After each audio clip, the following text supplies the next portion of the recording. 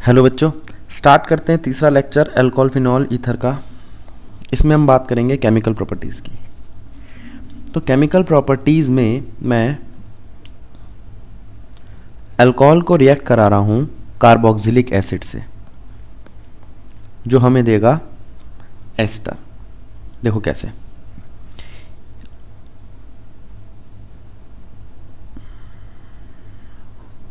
ये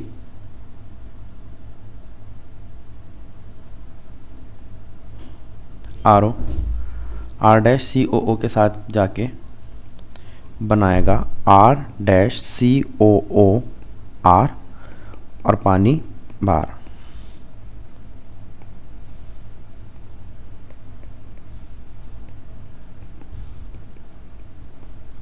ठीक, इसके बाद ये सेम रिएक्शन इसके साथ काम करेगी। अगर हम इसे यहाँ से तोड़ दें तो बनेगा आपका R-COO R प्लस R-COH। ठीक है, ये एक हिस्सा H ले जाएगा और ये एक हिस्सा RO ले जाएगा। आगे चलते हैं। ROH को RCOCl के साथ रिएक्शन करा रहे हैं पायरिडीन की प्रेजेंस में। पायरिडीन का स्ट्रक्चर मैंने आपको पहले बताया था। ये रहा आपका H, ये रहा Cl बाहर। बना क्या? R-COOR। ज़रा ध्यान देंगे, ये रहा आपका R-CO और ये रहा OR। एक ये रहा आपका ये रहा RO और ये रहा R-CO। ठीक है, ये H और ये R-COO। आगे ध्यान देंगे, ये बता दिया बेटा, पायरिडीन का स्ट्रक्चर बता दिया, बेसिक नेचर का होता है, नॉन पोलर होता है। ठीक है, अब वो कहता है फिनॉल को, यही रिएक्शंस अगर मैं आपके फिनॉल के साथ कराऊं तो क्या रिएक्शन होगी? देखो,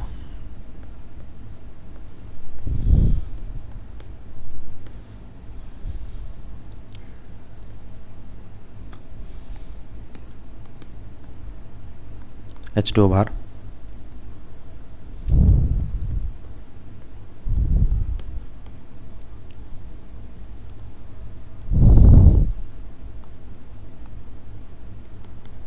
R-,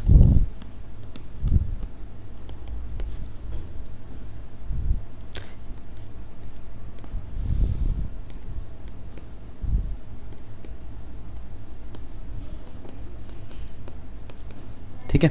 अब दोनों एक बारी कंपेयर कर लो, फिर मैं आगे बढ़ता हूं।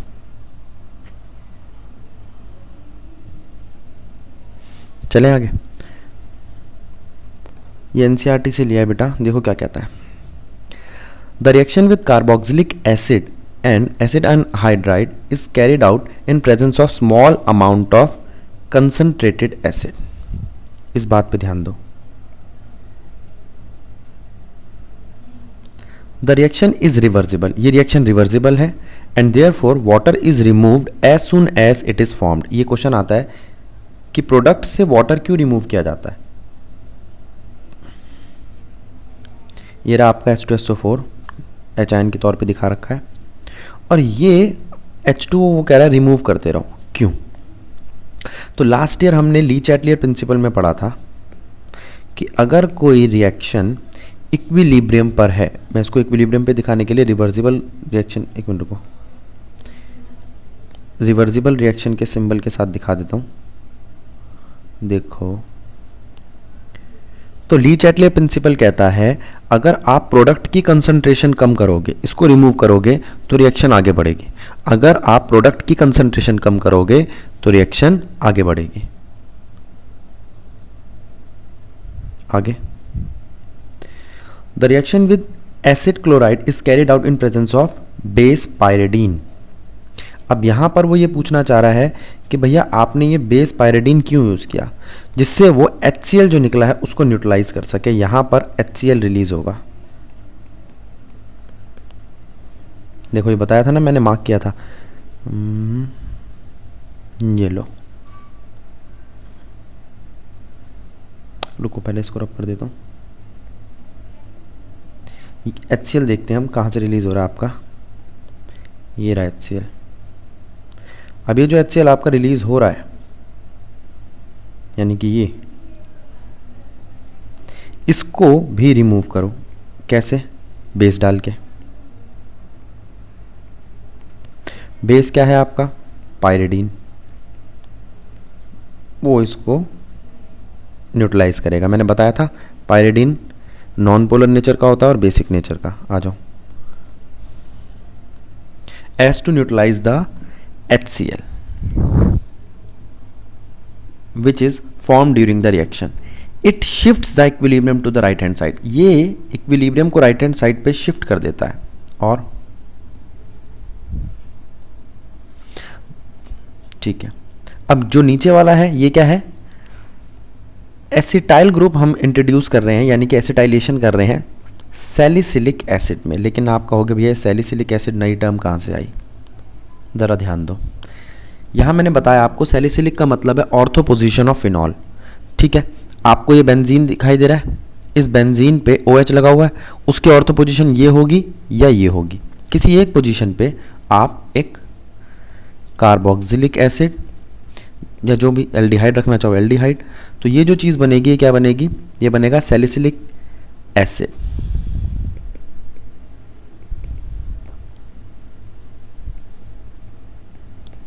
और दूसरा बनेगा सैलिसिलिक एल्डिहाइड।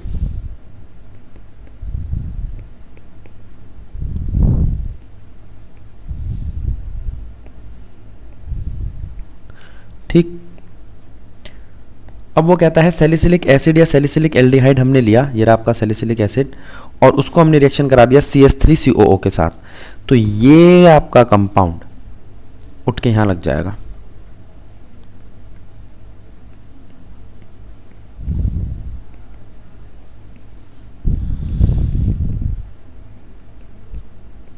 जो यहाँ से H रिमूव हुआ है वो लेके जाएगा इसको, थोड़ा समझना है। ठीक है, तो क्या बनेगा? बाहर क्या निकलेगा? CH3। साइड प्रोडक्ट मैं वैसे कहता हूँ लिखने की ज़रूरत नहीं है, गलत लिख दोगे ना तो NCERT वो ऑर्गेनिक में मार्क्स कट जाते हैं, नहीं लिखोगे तो मार्क्स नहीं कटते। ये तो सिर्फ समझाने के लिए लिखा है मैंने। अब ये क्या है आपका? एस्प्रीन। ठीक है, स्पेलिंग गलत लिख दी, एस्पिरिन, ये रहा। तो वो कहता है ये एस्प्रीन प्रोड्यूस होता है, और ये आप जानते हो दवाइयों में कितना इंपॉर्टेंट होता है। कहाँ काम आता है ये पेन रिलीफ में काम आता है, नॉन नार्कोटिक ड्रग है। आगे रिएक्शन विद हैलाइड, ये सारी रिएक्शंस हम देख चुके हैं लेसन नंबर 10 में। ठीक है, यहाँ पर बनता है RX, ये खुद करनी है आपको। यहाँ बनता है फिर से RCl, RX। अब वो X यहाँ पर बड़ा होता है, ब्रोमीन या क्लोरीन, याद है ना? ये रिएक्शंस कर लेना, ये भी याद होगी। Na ले जाता है HSO4 को, तो NaHSO4 बनता है। ठीक है, Br जाता है R के साथ, RBr बनता है। OH इस H को लेके H2O बनाता है। कुछ बचा है? बस ठीक है। आगे ये रिएक्शन भी हम कर चुके हैं, लेकिन इसका अब नाम ल्यूकास टेस्ट बन चुका है। वहाँ पे भी यही था, बस वहाँ हमने ज़्यादा इसको एक्सप्लेन नहीं किया था ल्यूकास टेस्ट को। अब करेंगे। अगर ROH HX के साथ रिएक्शन करता है तो हमें RX और H2O मिलना चाहिए। ठीक है, टेस्ट टू डिस्टिंग्विश की बात करें तो यहाँ पे कुछ दिखना चाहिए। तो ल्यूकास टेस्ट है प्राइमरी सेकेंडरी टर्शरी अल्कोहल के लिए, एक बात। दूसरी बात, हमें करना क्या है? हमें लेना है प्राइमरी अल्कोहल, हमें लेना है सेकेंडरी अल्कोहल और टर्शरी अल्कोहल। हम जानते हैं टर्शरी अल्कोहल ज़्यादा रिएक्टिव है, तो ल्यूकास रिएजेंट के साथ सबसे ज़्यादा यही रिएक्ट करेगा।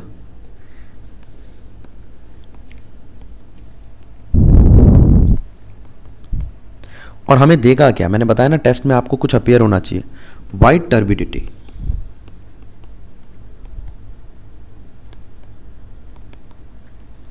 ठीक है, इमीडिएटली, तभी तुरंत दे देगा। और सेकेंडरी जो है ये भी वाइट टर्बिडिटी देगा।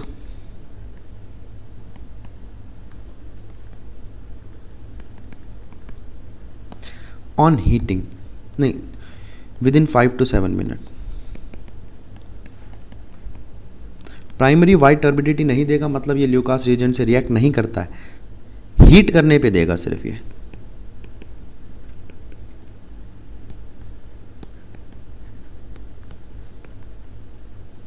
तो ये आपका टेस्ट टू डिस्टिंग्विश बन गया है कि प्राइमरी सेकेंडरी टर्शियरी अल्कोहल में आप किस केमिकल रिएक्शन से टेस्ट कर सकते हैं कि ये प्राइमरी है, सेकेंडरी है या टर्शियरी है।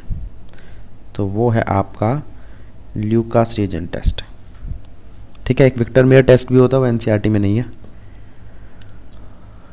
फिर वो कहता है भैया आप इससे ये कह सकते हो प्राइमरी, सेकेंडरी और टर्शियरी अल्कोहल की स्टेबिलिटी और रिएक्टिविटी का पता चलता है। टर्शियरी ज़्यादा रिएक्टिव है क्योंकि उससे पैदा होने वाला कार्बोकैटायन बहुत ज़्यादा स्टेबल है। कार्बोकैटायन कब पैदा होगा, जब वो OH आयन छोड़ देगा।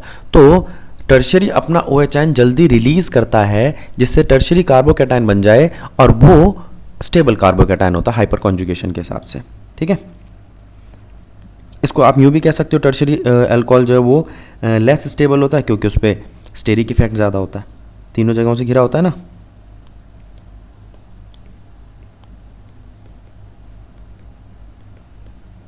तो ये इस पर स्टेरिक इफेक्ट लगाता है, इसलिए OH आयन को टूटना पड़ता है। आगे डिहाइड्रेशन, अगर आपको अल्कोहल को एल्कीन बनाना है तो आप एसिड के प्रेजेंस में 443 केल्विन पे रिएक्ट कराएंगे इसको, और ये डिहाइड्रेट होके आपको एल्कीन देगा। ये कुछ कुछ बीटा हाइड्रोजन एलिमिनेशन जैसा ही है। यहाँ से H2 हो जाएगा, यहाँ से H आयन जाएगा। रुको मैं इस H आयन को थोड़ा दूर बनाता हूँ।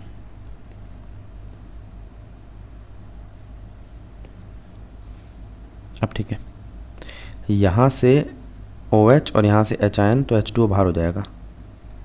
ऐसा ही नीचे वाले में होगा, वो भी CH3 C double bond CH2 बनाएगा। जिसका जाता है H आयन वो होता है बीटा। ठीक है, इसलिए बीटा हाइड्रोजन एलिमिनेशन जैसा दिखाई देता है। टर्शियरी के साथ ये ऐसा नहीं कर पाएगा।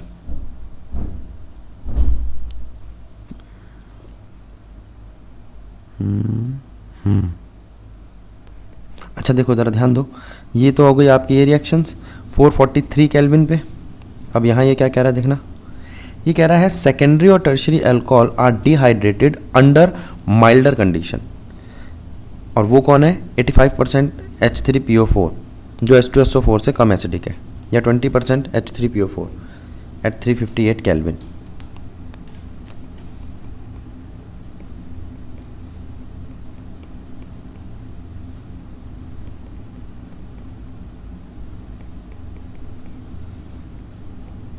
चलो आगे चलते हैं।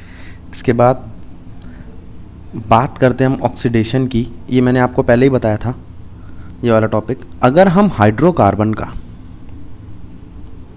ऑक्सीडेशन करें नॉर्मल ऑक्सीडाइजिंग एजेंट से तो वो आपको देगा एल्डिहाइड या कीटोन यानी कि कार्बोनाइल ग्रुप। और अगर पावरफुल ऑक्सीडाइजिंग एजेंट का यूज़ करें तो वो देगा आपको कार्बोक्सिलिक एसिड या एस्टर।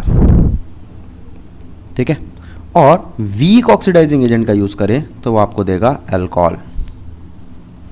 ठीक है, तो अल्कोहल प्रिपेयर करना है आपको तो आप हाइड्रोकार्बन से प्रिपेयर कर सकते हैं या एल्डिहाइड कीटोन का रिडक्शन करके प्रिपेयर कर सकते हैं, कार्बोक्सिलिक एसिड का रिडक्शन करके प्रिपेयर कर सकते हैं।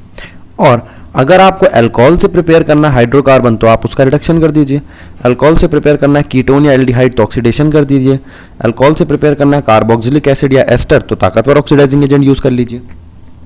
ठीक, अब ऑक्सीडाइजिंग एजेंट कौन कौन से आपके पास? स्ट्रॉन्ग ऑक्सीडाइजिंग एजेंट में आता है आपका Na2Cr2O7 एसिड की प्रेजेंस में, बहुत स्ट्रॉन्ग ऑक्सीडाइजिंग एजेंट है। K2Cr2O7 और H आयन या KMnO4 in presence of alkali, ये दोनों बहुत ज़्यादा यूज़ में आने वाले स्ट्रॉन्ग ऑक्सीडाइजिंग एजेंट है। माइल्ड ऑक्सीडाइजिंग एजेंट हो गए आपके क्रोमियम का ऑक्साइड, मैंगनीज का ऑक्साइड, मोलिबीडियम का ऑक्साइड,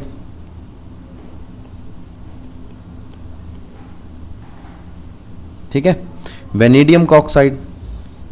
और वीक ऑक्सीडाइजिंग एजेंट हो गए आपके NaOH, KOH या कॉपर 523 केल्विन और 573 केल्विन। ठीक है, इसमें याद रखना इसमें 100 एटमॉस्फेरिक प्रेशर भी था। ये वाली ऑक्सीडेशन मैंने आपको इसकी प्रिपरेशन में कराई थी। H2O2 भी ऑक्सीडाइजिंग एजेंट के तौर पे यूज़ होता है। क्यों? क्योंकि ये रिलीज़ करता है H2O और नेसेंट ऑक्सीजन। ठीक है, और बहुत सारे देखते रहेंगे आगे। सॉरी, अब हमने क्या किया, कॉपर के साथ रिएक्शन कराई, कॉपर 573 केल्विन पे कॉपर के साथ रिएक्शन कराई। कॉपर ने जो एटमॉस्फेयर में पानी होता है या O2 होता है उसको लेकर ऑक्सीडेशन कर दिया C4H9OH का। क्योंकि कई बार बच्चे पूछते भैया कॉपर के पास तो ऑक्सीजन है नहीं, उसने इसका ऑक्सीडेशन कैसे कर दिया? तो वो एटमॉस्फेयर से किया। ठीक है, C4H9H2O यानी कि प्राइमरी अल्कोहल होगा तो आपको देगा एल्डिहाइड। लिख रहा हूं मैं यहाँ पे, प्राइमरी अल्कोहल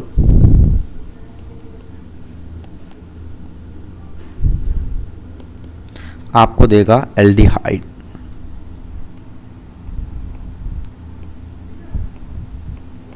ठीक है, ये C4H9O तो मैंने फॉर्मूला लिखा है सिर्फ, ये दिखेगा ऐसा C3H7CHO, और खोलना चाहो तो C3H7 C double bonded O और H। इसके बाद दूसरा देखना बेटा, ये सेकेंडरी अल्कोहल है, एक ये रहा R ग्रुप और एक ये रहा R ग्रुप। ठीक है, और ये है आपका वो सेंट्रल कार्बन एटम जिससे वो जुड़े हैं R ग्रुप। तो सेकेंडरी अल्कोहल, फिर टर्शरी अल्कोहल। सेकेंडरी अल्कोहल का अगर आप ऑक्सीडेशन करते हो कॉपर 573 केल्विन पे तो आपको मिलता है कीटोन। क्या मिलता है? कीटोन। याद क्या रखना है आपको, दोनों ही कार्बोनाइल ग्रुप है। यहां पर हाइड्रोजन रिमूव हुआ इसलिए इसको हमने नाम दिया डीहाइड्रोजिनेशन। और अगर हम तीसरी रिएक्शन देखें वही कॉपर 573 केल्विन पे, तो वहां पे पानी रिलीज हुआ है, पानी रिलीज हुआ है, और पानी रिलीज हुआ है तो इसको हम क्या कहेंगे? डीहाइड्रेशन। क्यों पानी रिलीज हुआ? क्योंकि इस वाले कार्बन पे, ये आपका जो पहला कार्बन था, अल्फा कार्बन था, इस पे एक भी H नहीं है, तो ये क्या करेगा? पूरा का पूरा पानी निकाल देगा। ये पूरा OH जाएगा एक H के साथ और एल्कीन देगा। तो ये ऑक्सीडेशन नहीं हुआ इसका। ठीक है,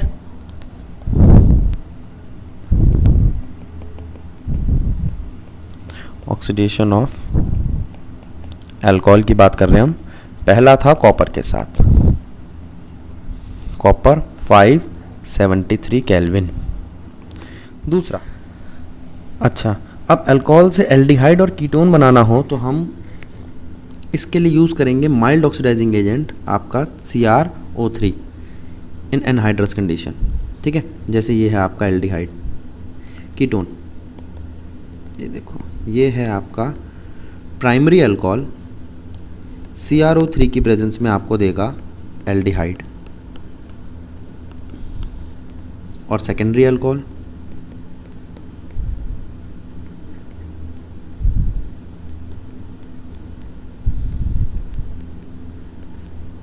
CrO3 की प्रेजेंस में देगा आपको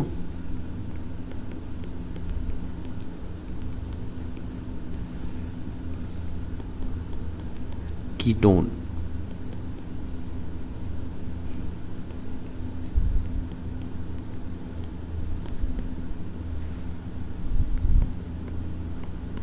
ठीक,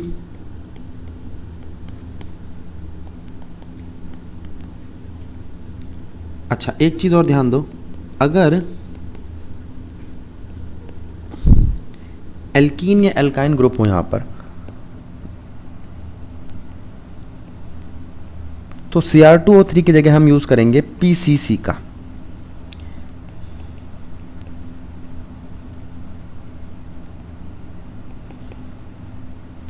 ठीक है, अगर हम Cr2O3 का यूज़ करते तो वो यहाँ अटैक कर देगा अनसैचुरेटेड हाइड्रोकार्बन पे। देखते हैं एनसीईआरटी क्या कहती है इसके बारे में।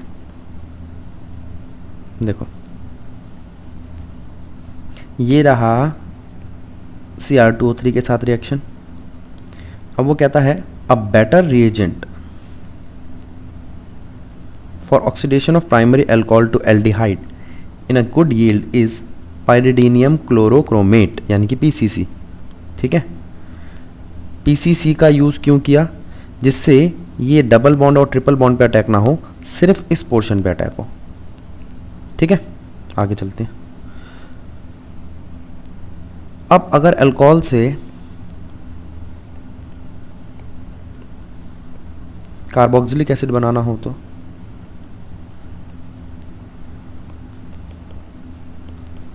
एक तो वही जो पीछे बनाया हमने एल्डिहाइड या कीटोन, फिर उसको ऑक्सीडेशन कर दो, वो आपको कार्बोक्सिलिक एसिड दे देगा। या डायरेक्ट आप स्ट्रॉन्ग ऑक्सीडाइजिंग एजेंट का यूज़ करो, और वो स्ट्रॉन्ग ऑक्सीडाइजिंग एजेंट है आपका K2Cr2O7 या KMnO4।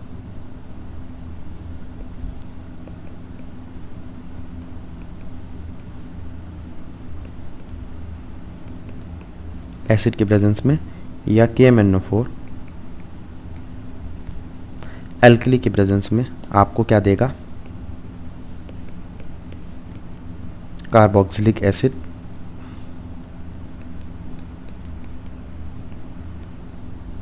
ठीक है, चलो यहाँ तो बात हुई ख़त्म अल्कोहल की केमिकल प्रॉपर्टीज़ की। अब हम बात करते हैं फिनॉल की। फिनॉल में रिंग सब्स्टिट्यूशन वैसा नहीं होता जैसा हेलो एल्केन में होता था। क्यों भाई, यहाँ क्या अलग बात है हेलो एल्केन से? भैया हेलो एल्केन में जो हेलो एरीन में जो हेलोजन ग्रुप होता था ना, वो डीएक्टिवेटिंग ग्रुप था। लेकिन OH यानी कि फिनॉल का OH डीएक्टिवेटिंग ग्रुप नहीं है। तो जब भी रिएक्शन होगी, अटैक तो वही ऑर्थो पैरा पोजीशन पे होगा, क्योंकि फिनॉल भी ऑर्थो पैरा डायरेक्टिंग है। ये बात लिखो यहाँ पे, phenol is ortho para directing. ये बात तो ठीक है, लेकिन ये इतना एक्टिवेट कर देगा कि तीनों ऑर्थो और पैरा पे अटैक हो जाएगा। जैसे मान लो मैं ब्रोमीन के साथ रिएक्शन कराता हूँ, तो पहले ब्रोमीन के साथ जब रिएक्शन होती थी तो वो ऑर्थो और पैरा पे लगता था। पैरा का जो प्रोडक्ट बनता था वो मेजर होता था, ऑर्थो कम बनता था। अब तीनों पे लग जाता है और हमें मोनो डेरिवेटिव की जगह ट्राई डेरिवेटिव दिखाई देता है नॉर्मल कंडीशन में। जैसे यहाँ रिएक्शन कराई मैंने ब्रोमीन के साथ, आपको दिखाई दे रहा होगा bromine in presence of water. एक तो मुझे कोई खास, जैसे वहाँ पे मैं यूज़ करता था एनहाइड्रस AlCl3 या FeCl3 इन डार्क, वैसा कोई रिएजेंट यूज़ करने की ज़रूरत नहीं पड़ी, कोई कैटलिस्ट यूज़ करने की ज़रूरत नहीं पड़ी। सीधा इसने रिएक्शन कर दी। ये लगा 1 bromine, 2 bromine, 3 bromine ortho para positions पे फिनॉल की। ठीक, तो वो कहता भैया पानी पोलर नेचर का है, इसलिए इसने ब्रोमीन को अटैक करने में मदद की। अगर मैं कोई नॉन पोलर कैटलिस्ट यूज़ करूं तो वो इसके इम्पैक्ट को कम कर देगा और वो तीनों जगह पे अटैक करने की जगह किसी एक ही जगह पे करेगा। यानी कि ट्राई ब्रोमो डेरिवेटिव नहीं मिलेगा हमें, मोनो डेरिवेटिव ब्रोमो मिलेगा। देखते हो क्या कह रहा है, नीचे देखो। हमने लिया फिनॉल, ब्रोमीन की रिएक्शन कराई इन प्रेजेंस ऑफ ब्रोमीन वाटर की CCl4, और ये जो CCl4 है ये नॉन पोलर नेचर का है। तो यहाँ पर हमें सिर्फ ब्रोमीन पैरा पोजीशन पे मिला। ठीक है, ब्रोमीन आपको कहाँ मिला? सिर्फ पैरा पोजीशन पे। तो वो कहता है ये मोनो डेरिवेटिव ब्रोमाइड फिनॉल का हमें क्यों मिला? क्योंकि हमने नॉन पोलर रिएजेंट का यूज़ किया, कैटलिस्ट का यूज़ किया। जिसने इसकी रिएक्टिविटी को कम कर दिया। ठीक है, आगे चले। अब ऐसे ही अगर हम वहाँ पे HNO3 से नाइट्रेशन करते थे तो हम लेते थे H2SO4 की प्रेजेंस में, तो जाके ऑर्थो और पैरा पे लगता था। अगर यहाँ पर हम वही कंसनट्रेटेड HNO3 या H2SO4 की प्रेजेंस में HNO3 यूज़ करें तो तीनों जगहों पे लग जाएगा और पिक्रिक एसिड बन जाएगा। क्या बन जाएगा? Picric acid. ठीक है, ये नाम याद रखना, कॉमन नेम है। इसलिए हम मोनो डेरिवेटिव बनाने के लिए डाइल्यूट HNO3 का इस्तेमाल करते हैं। मैं लिख देता हूँ यहाँ पे, फॉर मोनो डेरिवेटिव हम यूज़ करते हैं HNO3 का डाइल्यूट, और फॉर ट्राई डेरिवेटिव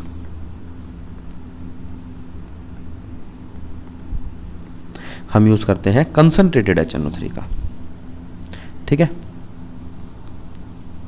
और कोई खास बात? एक बार NCERT में देखते हैं इसको, रुको।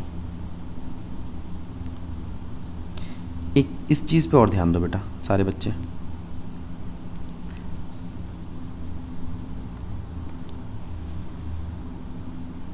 इसको ये क्या कह रहा है? Nowadays picric acid is prepared by treating phenol first with concentrated sulfuric acid which converts it into phenol 2,4-disulfonic acid। वो ये होता है।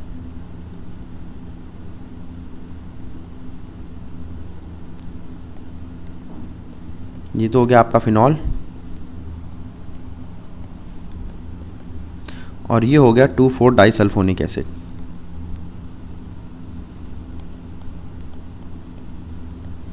ठीक, and then convert it into 2,4,6 trinitrophenol. ठीक है, अच्छा एक इस चीज़ पे और ध्यान दो बेटा। ये नाइट्रेशन कराई ऑर्थोफिनॉल और पैराफिनॉल की। वो कहता है the ortho and para isomers can be separated by steam distillation. अब इसका मतलब समझेंगे। स्टीम डिस्टिलेशन का मतलब हम पानी की स्टीम का इस्तेमाल करेंगे इन्हें अलग करने के लिए। अच्छा भाई, इन दोनों में फ़र्क क्या है? ये है ऑर्थो, ये है पैरा। ऑर्थो का मतलब याद करो, इंट्रामोलिक्यूलर हाइड्रोजन बॉन्डिंग। तो ये लिक्विड स्टेट वाले पानी के साथ कम सॉल्युबल होगा। और ये क्या है? Inter molecular hydrogen bonding. तो इंटर मॉलिक्यूलर हाइड्रोजन बॉन्डिंग वाला कम वोलेटाइल होगा, यानी कि वेपर फेज के साथ कम घुलेगा क्योंकि लिक्विड स्टेट में ज़्यादा घुला हुआ है। और इंट्रा वाला वेपर फेज के साथ ज़्यादा घुलेगा, यानी कि वेपर्स के साथ ज़्यादा डिजॉल्व होगा, यानी कि स्टीम में ज़्यादा सॉल्युबल होगा, क्योंकि ये पानी में कम घुलते हैं। इंट्रा। ठीक है, एक बात तो ये, अगर ये ज़्यादा वोलेटाइल होगा और ये कम वोलेटाइल होगा तो ये दोनों सेपरेट हो जाएंगे। ये स्टीम में डिजॉल्व हो जाएगा, ये डिजॉल्व नहीं होगा। देखते हैं अभी आंसर क्या कहता है। Orthophenol is steam volatile. एक मिनट को। Orthonitrophenol is steam volatile due to intramolecular hydrogen bonding. बहुत इंपॉर्टेंट बात है। While paranitrophenol is less volatile due to intermolecular hydrogen bonding which cause the association of molecule. इस बात को note कर लो।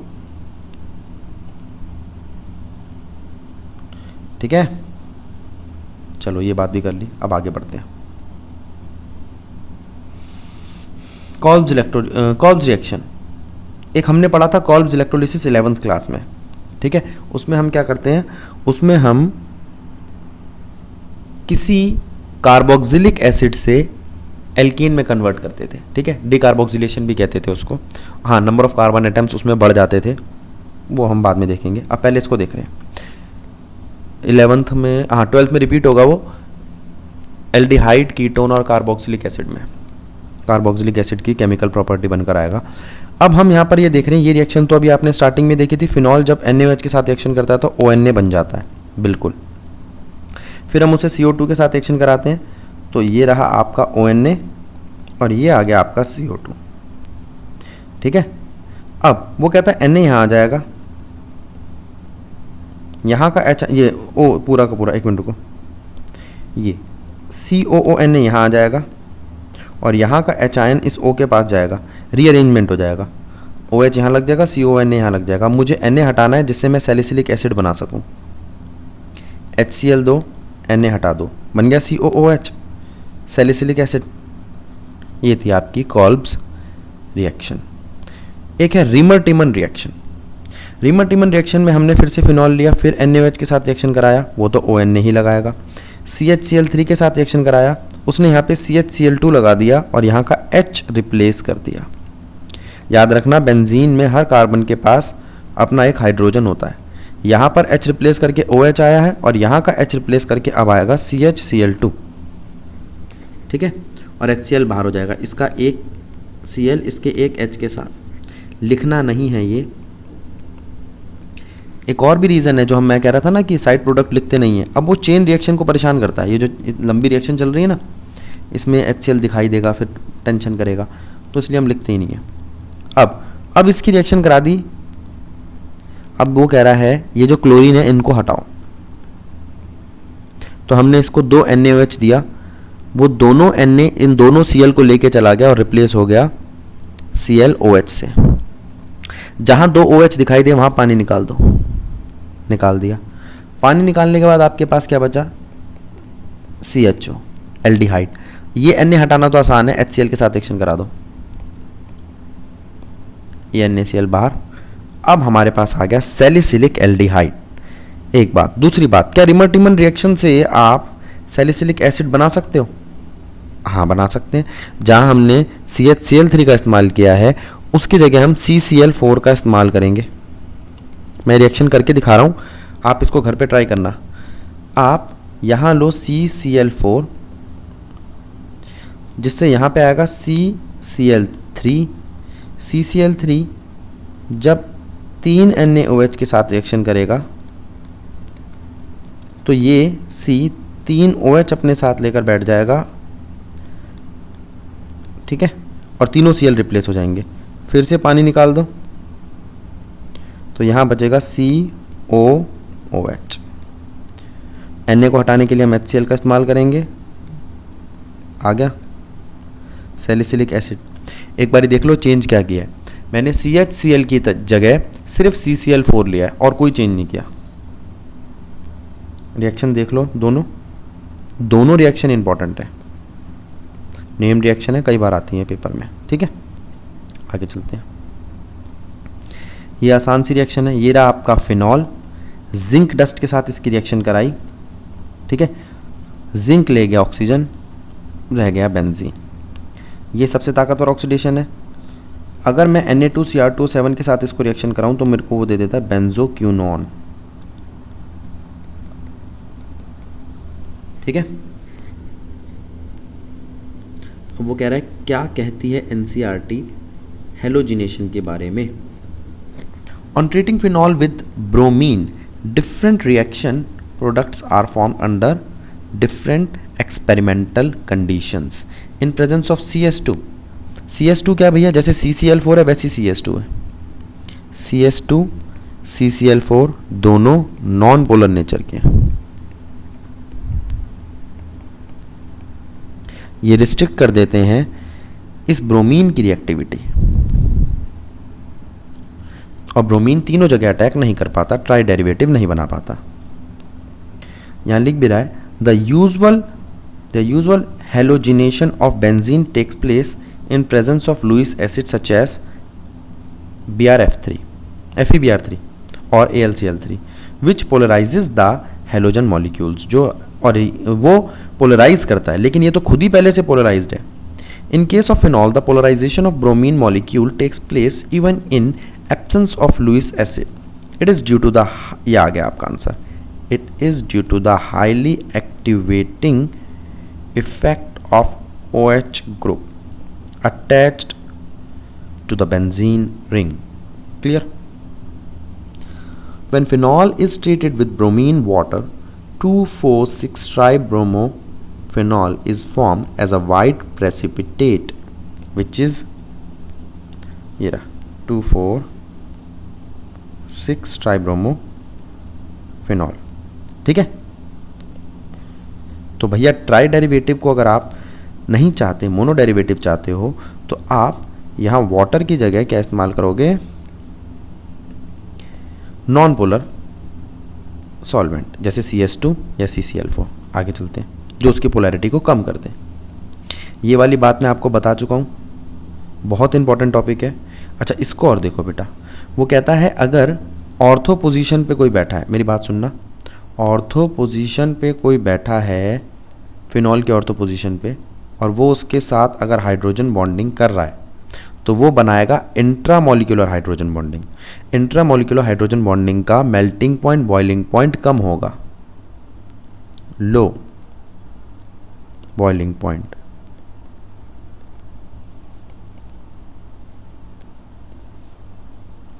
लो solubility, किससे, देन मेटा डेरिवेटिव्स। खत्म कहानी। और जो मेटा होंगे उनमें इंटर होगा, ये रहा मेटा, इंटरमोलिकुलर हाइड्रोजन बॉन्डिंग ज़्यादा स्टेबल होगा। ठीक है, फिर बात आई है पिक्रिक एसिड की, बता चुका हूँ आपको। ठीक है, ठीक है, यहाँ आपका ये टॉपिक कंप्लीट। अब नेक्स्ट लेक्चर में हम बात करेंगे आपसे